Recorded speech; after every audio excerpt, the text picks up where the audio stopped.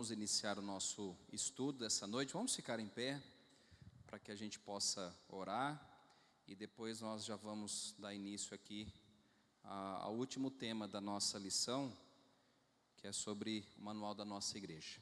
Ó Deus, obrigado por essa noite, por esse tempo que o Senhor preparou para estarmos aqui, reunidos em Teu nome, reunidos num só propósito de buscarmos ao Senhor e nos conectarmos contigo através da palavra, desse estudo que nós faremos aqui, Pai. Que o Senhor abençoe as nossas vidas, que o Senhor nos dê a mente de Cristo e que possamos sair daqui, Pai, conhecendo melhor a Ti e também obedecendo a Tua palavra, Pai. Que a nossa teoria se junte com a prática de vida. Ó Deus, nós oramos e pedimos a Tua bênção para esse tempo, em nome de Jesus. Amém. Pode se assentar, por favor. O pastor Samuel, na semana passada, ele tratou algumas coisas com relação a aborto, falou sobre a fertilidade, in vitro, clonagem, o avanço da ciência. E hoje eu vou terminar falando sobre a sexualidade humana, eutanásia também, Tá. E nós vamos falar hoje então sobre a sexualidade humana e casamento. Então, como que a nossa igreja enxerga, através da Bíblia, a questão da sexualidade humana e a questão do casamento? A nível de introdução, a gente vai tratar aqui de assuntos que hoje em dia tá sendo assim muito reprimido, e eu creio que daqui a um tempo a gente não vai nem mais poder pregar esse tema aqui, que fala sobre a sexualidade humana, principalmente na questão do homem e mulher. Então vamos aproveitar e ensinar enquanto a gente pode, até uma hora que a gente não vai mais poder disseminar e sofrer consequências com isso, tá? Então, como que a igreja vê a questão da sexualidade? Primeiro, a igreja do Nazareno vê a sexualidade humana como uma expressão da santidade e da beleza pretendidas por Deus, o Criador. Então, quando a gente fala de sexualidade, a questão do sexo masculino, do sexo feminino e também do relacionamento entre homem e mulher, a gente tem que entender que isso é uma expressão de Deus e não uma expressão do diabo, Existia, não sei se existe mais, mas um pensamento de que Deus criou o homem e o diabo criou o sexo, e não tem nada a ver. Deus criou o homem e Ele criou o sexo. Ele criou tanto o sexo masculino e feminino, como a relação sexual entre homem e mulher, tá? Então isso foi estabelecido por Deus. Todos os humanos, ou seres humanos, são seres criados à imagem de Deus, e portanto é inestimável valor, dignidade, todos os humanos são seres criados à imagem de Deus e portanto de estimável valor e de dignidade. Como resultado disso, acreditamos que a sexualidade humana destina-se a incluir mais do que a experiência sexual. É uma dádiva de Deus designada para refletir na íntegra a qualidade física e relacional com que fomos criados. Então, o próprio Deus, Ele criou a questão da sexualidade no homem. Lembra quando Ele criou Adão? E ao criar Adão, Ele viu que estava faltando alguma coisa, Os animais tinham seus pares, e aí a Bíblia nos informa que viu que Adão sozinho não ia dar certo. Ele falou, então eu vou criar uma mulher, que vai ser a sua, quem se lembra da palavra? Auxiliadora. Então ele criou. Depois disso ele falou o que para Adão e Eva? Lógico que tem outras coisas, mas o que ele disse? Para eles procriarem, serem fecundos. Através do que? Do ato sexual, tá? Então, quando um homem tem relação com a mulher, ele está desenvolvendo a questão não só física, mas também com a questão da intimidade com a mulher e com o homem, tá? Então, foi Deus que criou isso, estabeleceu isso. Enquanto o povo de santidade também, a igreja do Nazareno afirma que o corpo humano é importante para Deus. Como cristãos, somos chamados e capacitados pela obra transformadora e santificadora do Espírito Santo para glorificar a Deus em e com os nossos corpos. Ou seja, o meu corpo, como nós já estudamos aqui, não é só o templo do Espírito, mas foi algo que Deus criou. E sendo Deus o criador do nosso corpo, Ele diz que nós temos então que cuidar do nosso corpo. E uma das coisas do cuidado do nosso corpo é a questão da pureza na questão ou na afirmação sexual. Então, quando eu sei executar da maneira certa e correta a questão da sexualidade, eu estou honrando a Deus com isso. Por isso que Paulo fala em Romanos capítulo de número 1, que o homem começou a adorar a imagem, né, a criatura ao invés do Criador, e por consequência disso, o que aconteceu sobre a humanidade? Os homens começaram a se inflamar com outros homens e as mulheres com outras mulheres. Então, eles não sabem usar o corpo que Deus deu. Então, eles rompem um relacionamento com Deus e automaticamente começam a viver no pecado, tá? Vamos para frente. Os nossos sentidos, né, o nosso apetite sexual, a nossa capacidade de experimentar prazer e os desejos de conectarmos com uma outra pessoa são formados a partir do caráter de Deus. Os nossos corpos são bons e muito bons. Então, Deus criou em nós o apetite sexual. Deus criou em nós para nós experimentarmos prazeres e desejos também da nossa carne, só que dentro de uma ética, dentro de uma questão moral, né? Nós vamos estudar um pouquinho melhor mais à frente, mas uma coisa que eu e você devemos entender, que foi Deus quem nos criou assim, né? A questão do apetite sexual foi Deus que colocou em nós, né? E falando também dos nossos sentidos, né? Do olfato, do paladar, da audição, do tato, foi Deus que colocou isso em nós, né? Então, Deus criou também para que a gente pudesse ter desejos e prazeres através da nossa carne, dentro de um contexto bíblico, tá, gente? É bom dizer isso. Eu não posso fazer aquilo que eu quero do jeito que eu quero. Vamos um pouquinho mais para frente, tornar um pouquinho mais prático isso, né? Deus criou duas coisas no ser humano, né? Ele, como o ser criado, ele criou o homem para casar, e ele também criou o homem e a mulher para viver no celibato. O que é o celibato? É alguém que decide não casar, né? É alguém que faz uma opção por escolha própria de não se casar, tá? Então Deus, ele vê também com bons olhos aquele que não quer se casar. É que dentro da nossa cultura, principalmente aqui no Brasil, o homem ou a mulher que não casa, parece que ele é desprezado na sociedade, né? Mas aos olhos de Deus, não tem problema nenhum a pessoa não casar, tá? Aliás, Paulo fala, né? Que só se casa se você não aguenta viver abrasado, né? Ou com apetite sexual à flor da pele. Então é melhor que você case. Do contrário, se você não quiser casar, não tem problema nenhum, tá? Agora, nem todos estão aptos para isso. E aí acabam então casando. O grande problema é que dentro desse casamento, as pessoas às vezes fazem as escolhas erradas. E aí gera uma porção de problemas dentro da própria vida e na vida do outro, tá? Então o celibato entre o povo de Deus deve ser valorizado e apoiado pela generosa comunhão da igreja e a comunhão dos santos. Viver como solteiro é envolver-se, como Jesus fez, na intimidade da comunidade, cercado por amigos, acolhendo e sendo hospitaleiro e expressando um testemunho fiel. A grande questão é, como que alguém que não casa vai viver diante da comunidade, diante da igreja? Ele vai viver saindo com um monte de mulher, saindo com um monte de homem? Não. Essa pessoa que fez o voto de ser celibato, de não casar-se, ele tem que, como que eu posso dizer? Ser útil na obra de Deus, né? A Ana esses dias postou no grupo da JNI isso, né? Que o solteiro tem que cuidar das coisas do Senhor. Por que, gente, que o solteiro tem que cuidar das coisas do Senhor? Porque o casado deve cuidar de quem? Da família. A gente inverte isso às vezes, né? O casado pode ajudar e deve ajudar na igreja, mas em primeiro lugar é aquele solteiro, ou aquele que fez a opção de não se casar. Lembrando que Jesus não se casou. Lembrando que Jesus não teve nenhuma mulher durante a vida, né?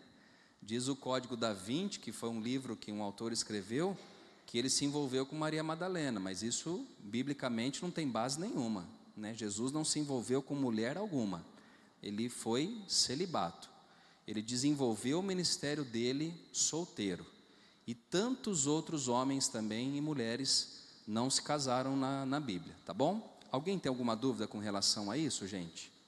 Ao celibato? Não? Então vamos lá. Também dentro disso, dessa comunidade, Deus, Ele deu a opção também da pessoa se casar. Então uns não vão casar e outros vão casar. Então também dentro dessa comunidade, afirmamos que alguns crentes tomam a decisão de se casarem, como foi definido em Gênesis, capítulo 2, versículo 24. Se vocês puderem abrir, eu acho interessante a gente ler esse texto. Ele é bem importante na questão do casamento. 2:24.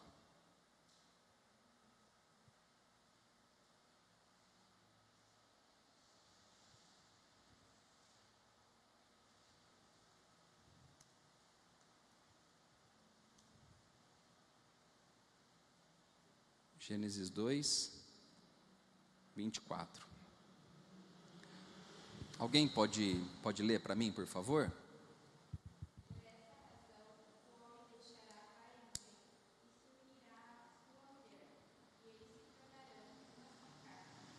Legal. Dentro do versículo que a Adri leu, Deus fala que o homem deixará o seu pai e a sua mãe e se unirá à sua mulher. E os dois então serão uma só carne. Casamento é isso, tá? É só aqui dar uma pregação de 30 minutos, só nesse versículo aqui, né? Porque o homem, ele tem que deixar pai e mãe para unir com a sua mulher, né? Hoje nós vivemos numa crise dentro de várias famílias e de vários relacionamentos que muitos filhos não deixou pai e mãe ainda, emocionalmente, financeiramente, né? E tantas outras coisas, né? São dependentes ainda do seu pai e da sua mãe. Quero dizer que isso não é bíblico. O homem e a mulher, quando ele se casa, os dois se tornam uma só carne, e a partir dali Deus está formando uma nova família. Ah, pastor, e como que eu me relaciono com meu pai e com a minha mãe? Do mesmo jeito, só que lembrando que agora você tem que cuidar da sua família. Honrar o pai e mãe, sim, mas lembrar que você se tornou uma só carne com quem? Com seu cônjuge, né? Então, isso aqui é muito importante a gente saber, tá? Então, o pacto do casamento, como reflexo da aliança de Deus e o seu povo, é de fidelidade sexual exclusiva, serviço altruísta, né, que é sempre enxergar o outro, e um testemunho também social. Então a gente crê que quando as pessoas se casam, se tornam uma só carne, elas fizeram um pacto, elas fizeram uma aliança, né? Hoje o casamento, gente, ele está muito desvalorizado na sociedade que a gente vive, né? Vamos falar da cultura brasileira, ela está muito desgastada. As pessoas casam e descasam com a maior facilidade, né? Então nós temos que tomar cuidado, porque a Bíblia fala que há um pacto aqui. A pessoa se uniu com a outra pessoa e eles se tornaram então uma só carne. É muito sério isso. Isso não quer dizer que o casamento vai ser um mar de rosa, não vai ser, vai ser difícil. Mas lembre que você tem um pacto, você tem uma aliança com essa pessoa que você se casou, tá? Hoje a gente estava brincando, né, dona Cida, lá na casa da dona Mercedes, sobre isso. As irmãs que são viúvas, elas tomaram a posição de não se casar mais, né? Elas podiam se casar? Podiam, tanto o homem quanto a mulher, quando ficam viúvos. Só que elas tomaram uma posição. Já os jovens de hoje, qualquer coisinha vou largar, vou separar. A gente não pode. É um pacto que nós temos, tá? Mas nós vamos falar depois do divórcio, um pouquinho mais para frente aqui. Deixa eu ver aqui onde que eu parei. Uma mulher e um homem devotam-se publicamente um ao outro como sinal da forma como Deus amam. Isso aqui é interessante, né? Porque a gente enxerga que o casamento é um ato voluntário. Eu casei com a Ana porque eu quis casar com a Ana. Ninguém veio apontando uma arma, né? O pai dela não veio e falou assim: agora você vai ter que casar com a minha filha, né? Não obrigou. Eu casei por livre e espontânea vontade. Calma, amor, não fala para todo mundo, não. Eu ia pastorear Santa Cruz, ele falou assim, ó, eu te dou 3 meses para você casar, 4 meses com a Ana, porque pastor solteiro não dá certo. Falei, tá bom, seu pedido é uma ordem. E aí eu fui para Santa Cruz sozinho e depois de 3 meses eu estava casando com a Ana, em março, 17 de março de 2007. É isso aí, manda quem pode e obedece quem tem juízo. Mas foi a melhor escolha, né, que a gente vira homem. E literalmente mesmo. Porque eu cheguei em Santa Cruz, nunca tinha ficado longe da minha mãe, meu pai já havia morrido, e foi um tempo difícil, né? Chorava, ela chorava junto à Ana, a gente chorava junto, e sofremos junto e aprendemos junto, brigamos junto, fizemos as pazes junto, mas foi um período de crescimento para mim, tá? E para ela também, com certeza. A intimidade também matrimonial pretende refletir a união de Cristo e a igreja, um mistério da graça. Então, quando eu me uni com a Ana, ou quando você se une ao seu marido ou à sua esposa, você está refletindo também a união de Cristo com a igreja. Lembra quando Paulo fala em Efésios que a mulher, ela tem que ser submissa ao marido, assim como a igreja é submissa a Cristo. E o marido? Ele tem que amar a sua esposa como Cristo amou a igreja. Então, casamento, gente, é algo sério, né? Então, nós temos que ensinar e temos que falar dessa seriedade que é uma pessoa se unir com outra pessoa, um homem se unir com uma outra mulher. Vamos lá. Também é intenção de Deus que nesta união sacramental, o homem e a mulher possam experimentar a alegria e o prazer da intimidade sexual. E deste ato de amor íntimo, vida nova possa entrar no mundo e numa comunidade de cuidado afetuoso. O casal, ele tem que ter relação sexual também, né? Dentro disso a gente experimenta alegria e prazer na intimidade sexual, e foi Deus que criou isso, tá bom? O lar centrado em Cristo deve servir como local principal para a formação espiritual. A igreja então ela deve cuidar da preparação para o casamento através de aconselhamento pré-matrimonial e de ensinamentos que denotem um aspecto sagrado do casamento. Sempre que eu, Fernando, vou fazer um casamento, independente se é um casal da igreja ou que não é da igreja, eu chamo para um aconselhamento pré-matrimonial. O que eu faço nesse aconselhamento? Eu mostro um pouquinho o que é o casamento. Então, falo assim, você está preparado para enfrentar o casamento? Você está preparado? Está preparado na questão financeira, na questão estrutural, física, mental, você está preparado? Porque alguns, eles entram no casamento como se fosse um filme de Hollywood, achando que só vai ser coisa boa. Não, só vai ter bênção, Só vai ter sexo e alegria e prazer o tempo inteiro, e não é assim. Casamento enfrenta intempéries. Casamento enfrenta momentos bons, mas também muitos momentos difíceis. Então, o solteiro está preparado para isso? Está preparado? É uma das coisas que eu tenho visto, é que as pessoas elas acham que o casamento tem que ser igual um conto de fadas, e não é, São duas pessoas que pensam diferente, que agem diferente, vivendo dentro de uma mesma casa. É fácil, gente? Não. O pastor Cláudio Duarte, ele fala, que existem 2 tipos de pessoa no casamento. Aquela que é extrovertida e aquela que é introvertida. E normalmente, essas 2 pessoas se unem. Um é mais atirado e o outro é menos atirado, Um é mais falante, comunicativo, o outro às vezes é mais quieto. E aí quando coloca essas 2 pessoas dentro de uma mesma casa, o que vira isso? A Dri que deu, palestra sobre casais aí por muito tempo. É fácil, Dri? Não é. O que é mais, que fala mais alto, que é mais expansivo, às vezes pode prejudicar o outro que é mais quieto, e o mais quieto pode prejudicar o outro que é mais expressivo, e assim por diante. Mas isso é uma coisa, sem contar tantas outras que exige dentro de um casamento. Então nós devemos aconselhar. A Bíblia fala também que as mulheres mais velhas têm que aconselhar as mulheres mais novas. no trato com o marido, né? No trato com o marido, quando eu falo, gente, não é ser a escrava do marido, tá? Mas sim saber tratar o marido com honra. E o homem tem que tratar a mulher como vaso frágil. Como que é um vaso frágil? Quando eu vou fazer mudança, seu Telco, já fiz acho que umas 6 aqui em Ribeirão, a gente vai pegar as orquídeas da Ana, é vaso de barro. Então como que eu tenho que pegar esse vaso? Com muito cuidado. A mulher é assim. A mulher, gente, ela tem muito mais força para enfrentar enfermidade, lutas. Mulher, eu estou vendo agora pelas meninas, né, que tiveram filhos agora recentemente. Se fosse o homem, não ia aguentar. Deus sabe o que faz, Adriano. Né, Gerson, Theo, Nani, os homens aqui, o Nádio, Deus sabe o que faz. Porque o homem gripado parece que ele está com câncer terminal.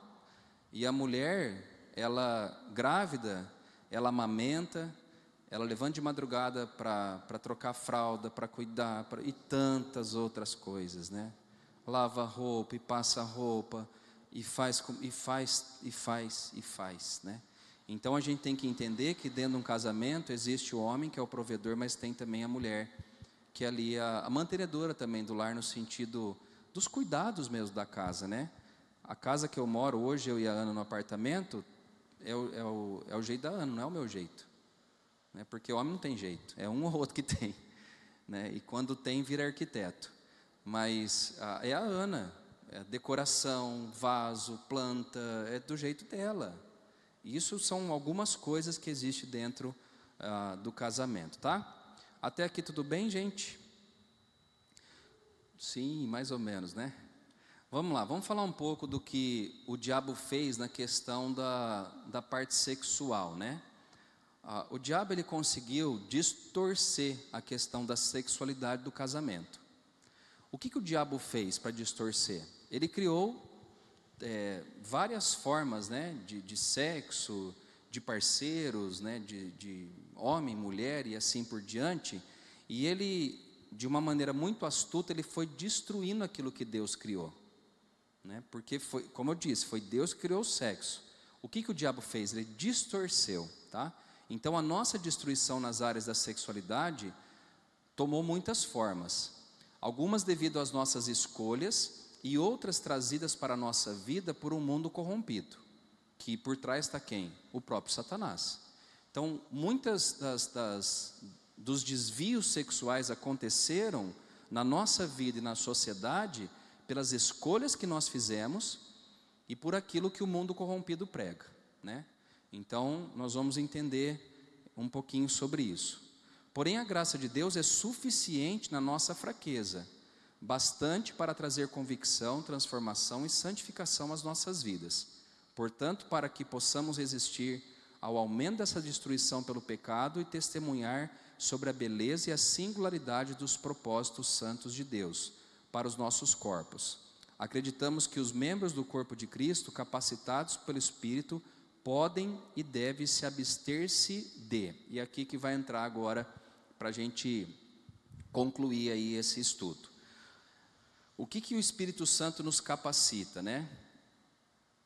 Primeiro, ato sexual fora do casamento e outras formas de relacionamento sexual inapropriadas. A sociedade lá fora, ela não reprime, ela libera, né? Como diz uma canção popular, extravasa, faz aquilo que você deseja, né? Então nós, através do poder do Espírito Santo, a gente consegue se abster de algumas coisas, né? Principalmente o ato sexual fora do casamento. Nós acreditamos que a intenção de Deus para a nossa sexualidade é que ela seja vivida dentro do pacto de união entre uma mulher e um homem.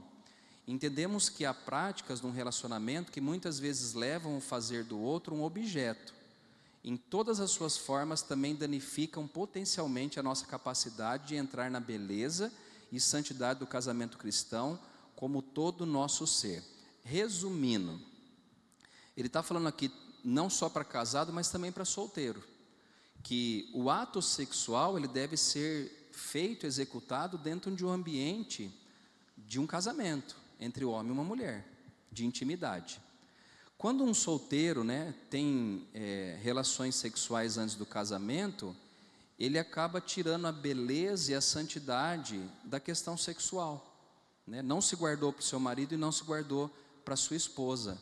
E muitas, eu posso dizer como pastor isso, tá? Tem muita gente com dificuldade no casamento na questão sexual, porque já tiveram outros parceiros no passado. E quando vai para dentro de um casamento, que é uma coisa que só vai ter com uma mulher e só com um homem, encontra dificuldade. E não são poucos os que caem, tanto na questão da pornografia, quanto na questão do adultério. Até aqui, beleza, gente?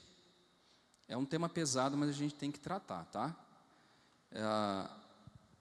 Outra coisa também, que é bem delicado nos dias de hoje, atividade sexual entre pessoas do mesmo sexo. Como que a igreja do Nazareno enxerga isso? Né? Nós acreditamos que a intenção de Deus é que a nossa sexualidade seja vivida dentro da união pactual entre mulher e um homem. Por isso, cremos que a prática da intimidade sexual entre pessoas do mesmo sexo é contrária à vontade de Deus para a sexualidade humana. Ponto final, gente. O que Deus criou? Lá em Gênesis, homem e mulher. Numa linguagem mais grotesca, macho e fêmea. Deus não criou uma pessoa no meio do muro. Deus criou homem e mulher. Hoje está tão assim confuso isso que a Ana fez o curso de recursos humanos e ela viu isso, né? Você vai preencher uma vaga hoje de emprego, tem lá, qual o seu gênero? Pera lá, gênero? Qual é o meu sexo? Mas não tem mais isso, qual o seu gênero? E aí abre uma lista, sei lá de quantos, né, amor? Nem sei mais quantos tem. É cis, como que chama lá aqueles? Várias opções, né? Transgênico, cis, sei lá, bissexual, trissexual, e aí vai, gente. E Deus criou isso? Não. E como jovem ou mais novo tem dificuldade em entender isso, porque nós somos bombardeados, nós fomos e somos bombardeados com a mídia. Lembra daquele beijinho inocente, lá na década de 1950, que foi o primeiro beijo de um homem e de uma mulher na televisão? Foi inocente, não foi? Mas aquilo lá foi a porta de entrada de tantas outras coisas que vieram depois daquele beijo. Hoje, às 7 horas, tem homem beijando homem na boca na televisão. Ou às vezes até mais cedo. E não é filme não, gente. Às vezes dentro de tantas coisas que tem no universo da televisão e do bendito das redes sociais que nós temos hoje. Pois não, Dri?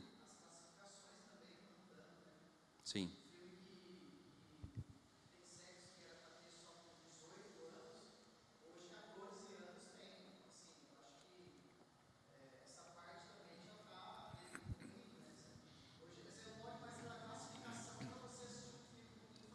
Sim. Dá uma filtrada. E Dri, que vocês pais tenham esse cuidado mesmo. Porque é assim que entra. Entra como uma coisa inocente, num filme, num desenho, né, numa rede social. São coisas pequenas, né? Em músicas. Pode pegar a transformação das músicas, gente, no Brasil. Eu não vou falar nem da minha época, porque na minha época já começou um desvirtuamento, né? Mas na época aí do seu Theo, da Dona Cida, da Dona Lourdes, da Dirce, a turma um pouquinho mais velha do que a gente. As músicas antigas brasileiras, era uma poesia. Hoje, joga de lado e fica de quatro e põe Gente, é assim. Esses dias estava a maior briga no Rio de Janeiro e 2 diretoras foram afastadas porque elas estavam ensinando funk para as crianças dentro da escola, no intervalo.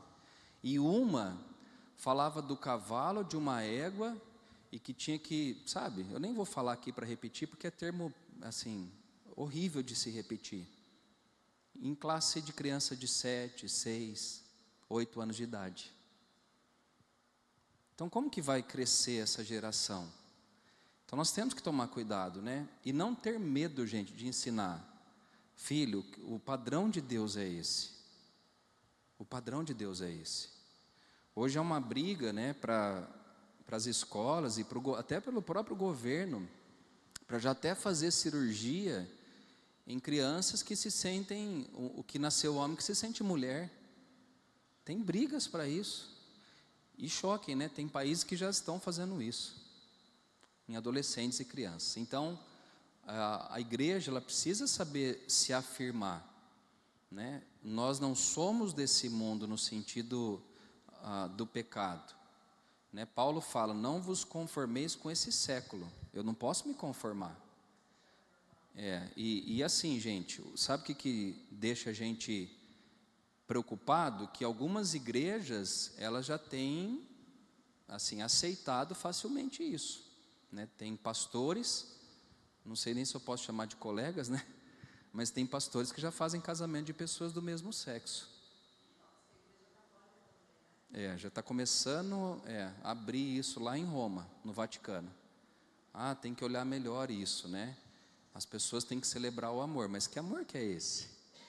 É um amor contrário à vontade de Deus, né? Então, é um amor humano, mas não é aquilo que Deus estabeleceu. Pois não, amor?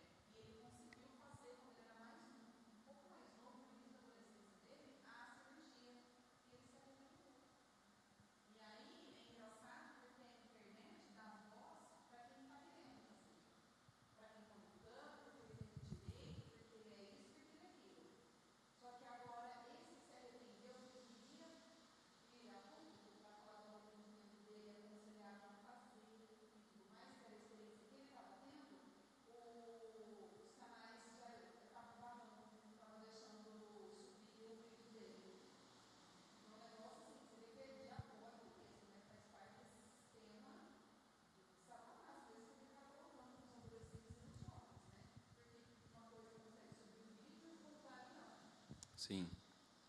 E quanto mais se aproxima a volta de Cristo, mais vai acontecer isso.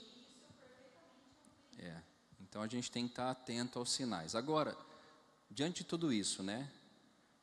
Não antes, porquanto a atração homossexual ou bissexual de uma pessoa pode ter origem complexas e diferentes, e a implicação do apelo à pureza sexual ser de alto custo, acreditamos que a graça de Deus é suficiente para tal apelo. Ou seja, a gente acredita que isso é causado por diversos fatores, a questão da homossexualidade nas pessoas, né? Essas questões de gêneros e assim por diante. Agora, a gente tem que entender que a graça de Deus também alcança esse pecador, né? Então, que a gente possa tomar cuidado com isso. É um pecado? Mas a graça de Deus pode alcançar essa pessoa que está perdida, tá? Reconhecemos a responsabilidade compartilhada do corpo de Cristo em ser uma comunidade que acolha, que perdoa e ama, e que a hospitalidade, o encorajamento, a transformação e a responsabilidade mútua estão disponíveis para todos, tá? Nós não vamos fazer acepção dessas pessoas, né?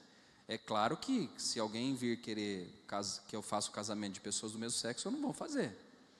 A gente explica a palavra, como eu já fiz aqui na igreja algumas vezes, e a pessoa vai tomar a decisão dela, né? Mas o que a gente não pode, gente, é recuar. A gente não pode recuar. A gente não pode dar o braço a torcer, tá? Beleza até aqui? Também fala sobre relacionamentos sexuais extraconjugais. Aí já é para quem é casado, né? Acreditamos que esse comportamento é uma violação dos votos feitos diante de Deus e dentro do corpo de Cristo. Por isso o adultério é um ato egoísta, uma escolha que destrói famílias e uma ofensa a Deus, que nos tem amado em pureza e devoção. Então, todo adultério aos olhos de Deus é danoso e é pecado, tá? É lógico que Deus perdoa o adúltero, assim como Ele perdoou a mulher adúltera. Só que tem um porém, né? O que Ele falou para a mulher adúltera? Vai, não peque mais, né? Não é que ela nunca mais ia pecar, mas naquela área ela precisa fazer o quê? Vencer. Tá? Então, mas o adultério é pecado, continua sendo pecado, tá? Então não tem dessa de, eu vou ter uma relação sexual com uma outra pessoa, depois eu volto para um ambiente saudável dentro da minha casa. Não, você já pecou, tá? A questão do divórcio aqui é bem interessante também.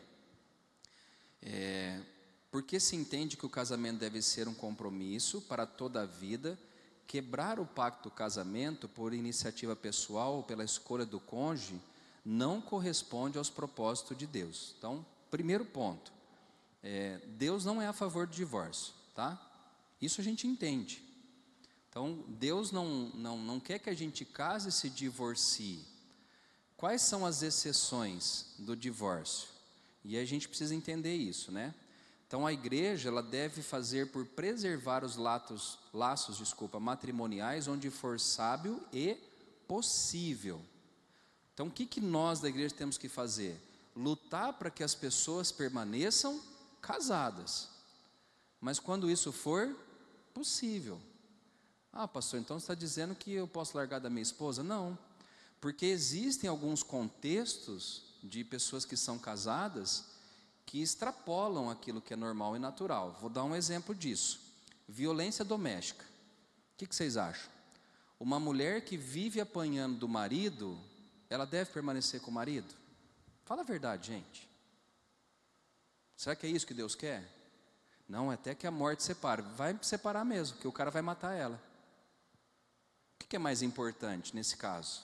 A gente tem que usar, gente, a inteligência que Deus nos deu.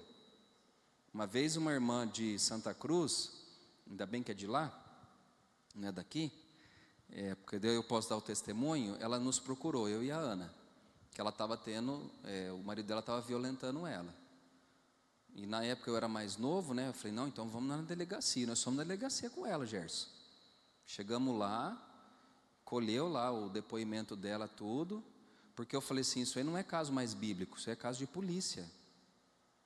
Gente, que eu e você possamos parar com essa bobeira, né? De achar que não vai acontecer conosco. O Gerson deve ter visto muita coisa, né, Gerson? Não, ele bebe, me bate, mas depois no outro dia ele está bonzinho. Quantos homicídios tem? Né? Hoje eu nem chamo homicídio, é feminicídio, né? E diz que na pandemia, né, fiquem assustados com isso, na pandemia, eu não sei se dobrou, triplicou o número de mulheres que apanhavam dos seus maridos. Muito tempo em casa.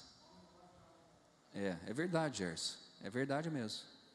E aí começou a violência doméstica, começou as agressões. Então a gente mantém, ainda bem que a gente saiu para a rua, né, Adri, Gerson, a turminha aí, Nádio, você faz a comunicação que está sendo agredido dentro de casa, né? Mas existem agressões físicas, mas também existem agressões verbais, tá? Porque a física causa dano no corpo, a verbal causa dano na mente. E tem muita mulher e muito homem transtornado emocionalmente porque são agredidos dentro de casa. E a pessoa acha normal. Deus quer assim. Será? Será, gente? Eu, Fernando, não tenho problema na questão do divórcio. Eu tenho dificuldade na questão do segundo casamento. Tá? Porque o divórcio, você faz a sua escolha. Eu vou me divorciar porque senão esse homem, essa mulher vai me matar. Então eu vou me divorciar, sair de cena. Agora, o que é mais complexo? A questão do segundo casamento. A Bíblia, ela fala do segundo casamento quando há adultério. Então, a pessoa se casa novamente quando ela foi adulterada ou pelo homem ou pela mulher, tá? É traído. Isso está lá em Mateus capítulo de número 19. Aquele que traiu, na teoria, não era para ele se casar de novo. Só que quem já traiu, gente, ele já está, né, no pecado. Então, normalmente ele vai fazer o quê? Ele vai se envolver com a amante e assim por diante. E a gente tem N histórias de pessoas que fizeram isso, tá? Alguém tem alguma dúvida com relação a esse tema do divórcio? Pode perguntar. Não? Então, o problema não é o divórcio em si. O problema é a questão, então, do segundo casamento, tá?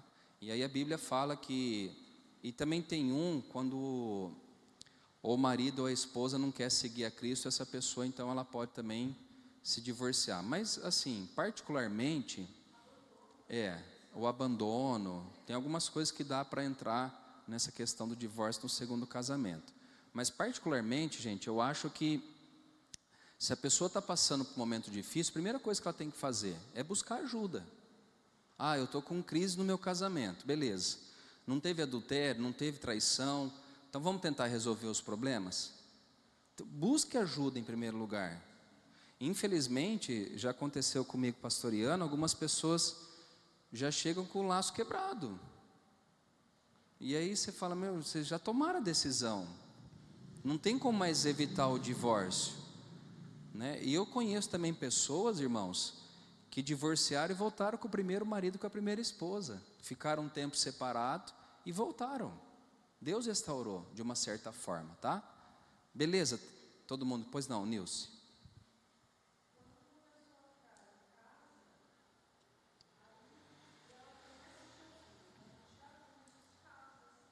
Sim.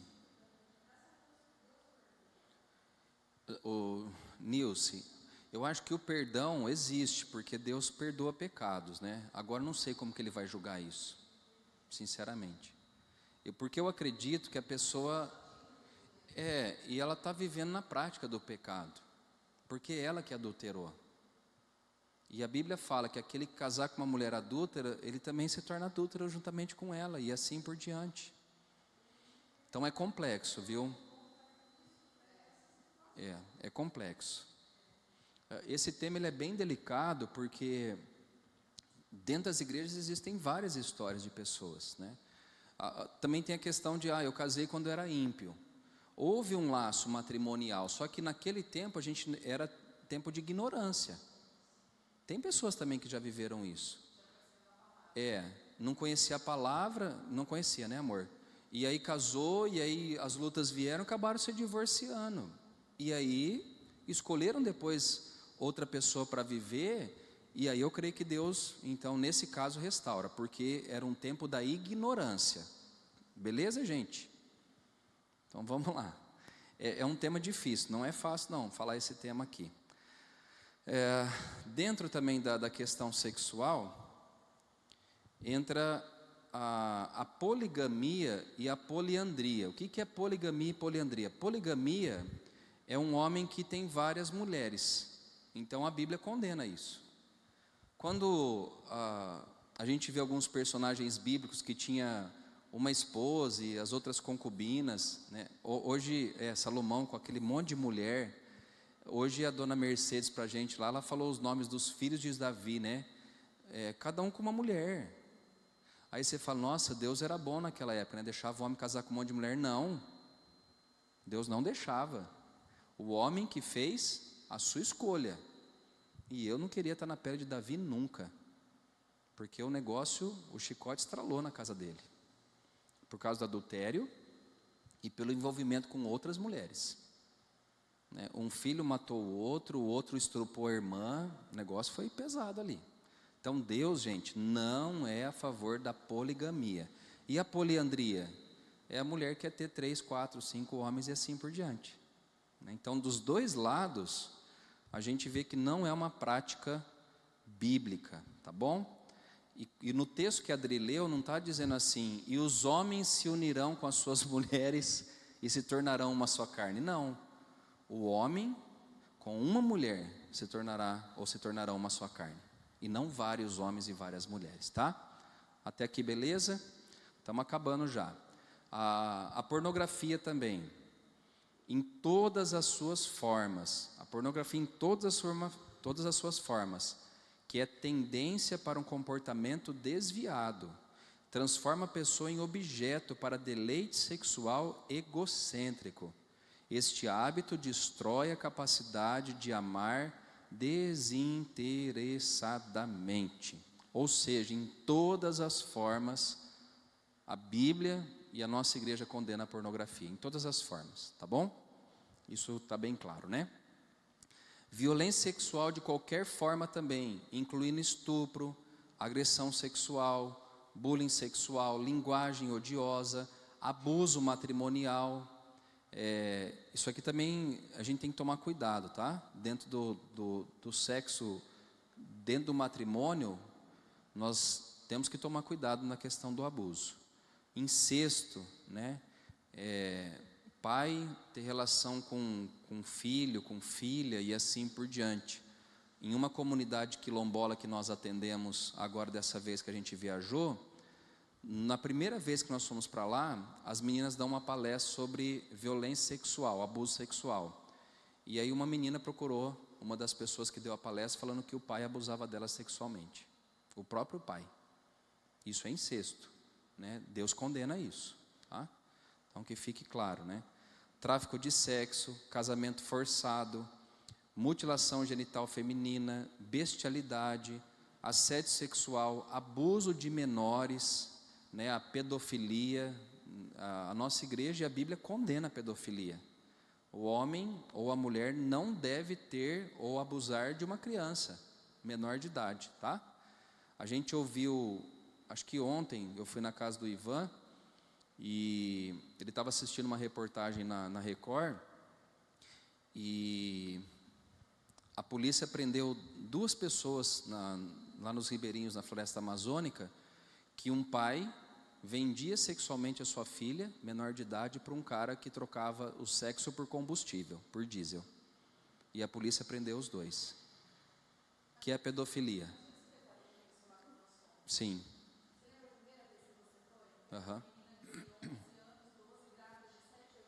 Isso.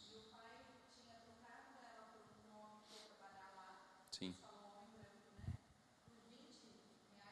20, 30 reais, deu a filha.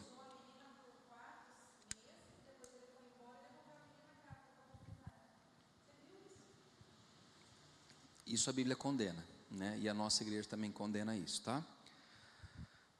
Que mais, gente? Vamos lá. Vamos finalizar aqui. Opa. Alguém tem alguma pergunta? Não? Tem? Não? Então vamos lá. O que a gente tem que afirmar com isso então?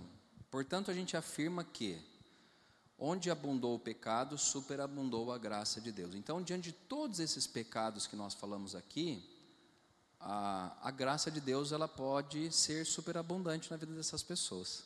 Deus pode alcançar esses corações. Qual que é o único pecado que não tem perdão, gente? A blasfêmia contra o Espírito Santo. E o que é a blasfêmia contra o Espírito Santo? É atribuir uma obra que o Espírito de Deus fez, falando que foi o diabo que fez. Isso é blasfêmia, tá?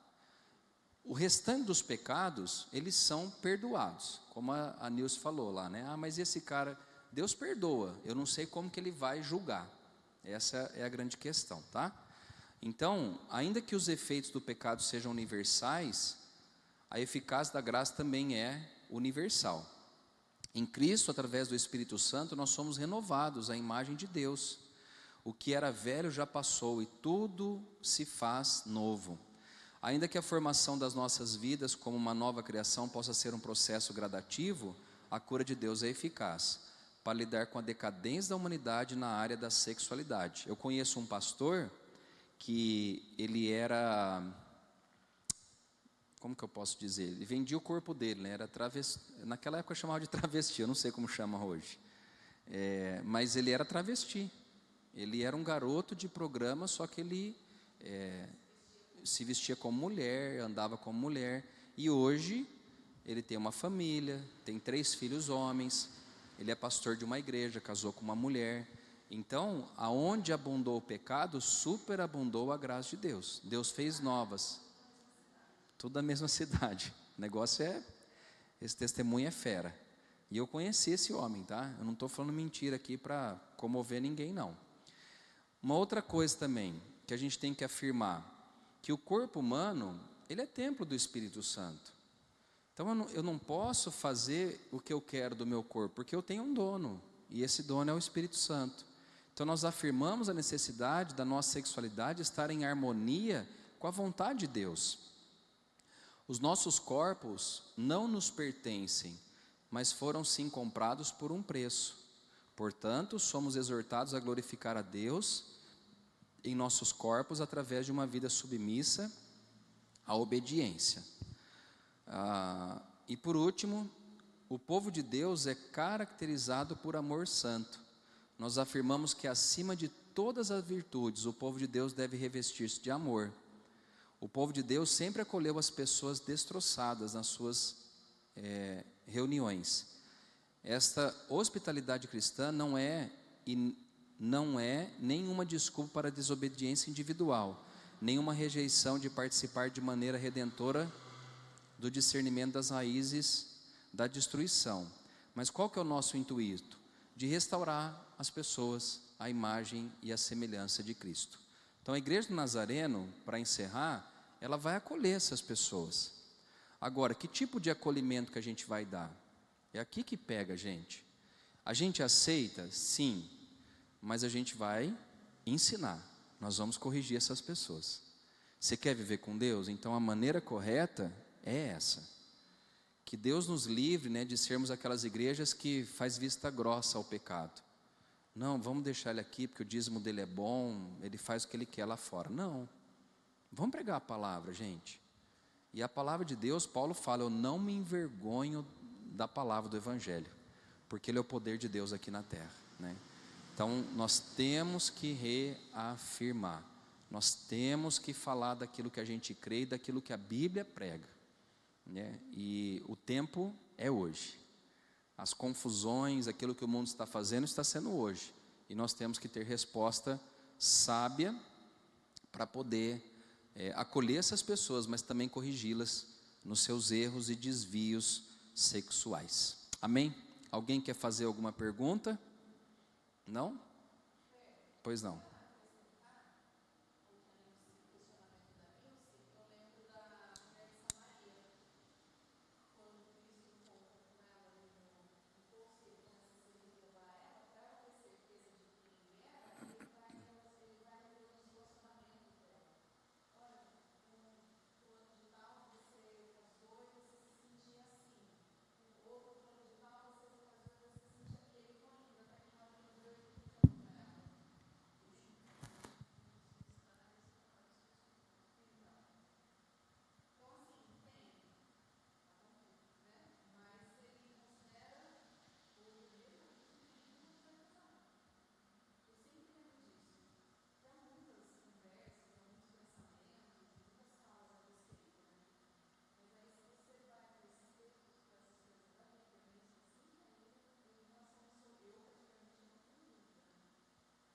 Por isso, gente, uma coisa importante é prevenção. Então, o que a gente tem que fazer? Com os jovens e as pessoas que não casaram, é aconselhar. Você está preparado para o casamento? Casamento é até que a morte nos separe. E saber o que está fazendo, né, pela palavra. Então, casar não é igual você passar um feriado num parque de diversão. Não é isso. Né? O casamento vai ter os altos e baixos. O casamento vai ter as tempestades. E, gente, uma outra coisa que a gente precisa também saber aconselhar os jovens, né? A gente não pode aconselhar eles a escolher marido a partir de, ele vai na igreja ou não vai na igreja. Não é isso. Ele vai na igreja, é bonzinho. Nem sempre. Aquela lá é filha de pastor, mas filho de pastor não é pastora. Filho de crente não é crente. Tá bom? Cuidado com isso. Então, que eu e você possamos aconselhar. Olhe bem. Eu falava para as meninas não gostavam que eu falava isso, né? Que casamento é inteligência. E é mesmo. Então, Senhor, me dá sabedoria para escolher a pessoa certa. Porque ninguém tem pressa de morrer. As pessoas se cuidam, elas vão viver bastante tempo. Tem gente que quer até orar, fala assim, Deus, mata logo esse camarada que eu não aguento mais viver com ele. E é assim mesmo, gente. Mas como o Cláudio Duarte diz, ninguém tem pressa de morrer. Então, assim, as pessoas, a vida brasileira está cada vez mais longa. Então, pense bem, né, e que a gente possa aconselhar também os nossos jovens a isso. Pense bem na hora de casar. Casar não é juntar os trapos e falar, não, vamos tentar a vida aqui. Não, é um compromisso sério, tá bom? Vamos ficar em pé, nós vamos encerrar. Espero de coração, gente, que eu tenha, assim, acrescentado algo importante para vocês aqui e que a gente possa disseminar isso entre as pessoas também, né? É muito bom. Eu tenho vivido de uma certa forma um tempo legal aqui em Ribeirão Preto, porque algumas pessoas que eu fiz casamento, hoje eles têm filhos, então é tão legal isso, né? De você acompanhar o namoro, depois o casamento, agora com os filhos, é tão bom isso. E então que a gente cultive essa questão do casamento, né? Mas falar da responsabilidade, casamento é isso, isso, isso, e tantas outras coisas que acontecem sem às vezes a gente saber, mas a graça de Deus está presente em nossas vidas. Vamos orar? Paizinho, obrigado por esse tempo aqui de estudo, onde nós aprendemos a Tua Palavra. Eu quero agora abençoar as famílias que estão aqui presentes na igreja, aqueles que estão em casa também, a irmã Sônia, o Roger, a dona Denise, a Rita. Abençoe os seus familiares, abençoe as famílias que estão presentes aqui, aquelas que estão também, ou que são da nossa igreja, Pai. Abençoe cada casal, abençoe a vida dos solteiros, daqueles que ainda não se casaram, Pai. Que o Senhor dê discernimento, para que eles possam fazer a escolha certa também, Pai. Abençoa, Senhor Deus, os nossos adolescentes e jovens, Pai. Eu quero fazer uma oração especial e pedir, Pai, para que o Senhor livre de todo esse engano, Pai, que o inimigo tem colocado, nesses desvios sexuais, nessas questões de gêneros. Ó Deus, tem misericórdia, que o Senhor possa estar, ó Deus, com as Tuas mãos, sustentando, guardando, e que os nossos adolescentes e jovens, Pai, eles possam crescer com essa consciência de que o homem é homem, a mulher é mulher, Pai, e que o que sai disso, ó Deus, já não provém do Senhor. Nós oramos pelas famílias e declaramos, Pai, vitória, declaramos lares abençoados para a glória do Teu nome. Seja conosco também no restante dessa semana e nos abençoe. É a minha oração em nome de Jesus. Amém. Que o amor do Pai, a graça do Filho e que as consolações do Espírito Santo sejam sobre nós hoje, para todos sempre. Amém. Dê um abraço aí quem está ao seu lado, aos que estão em casa também. Deus abençoe a todos em nome de Jesus.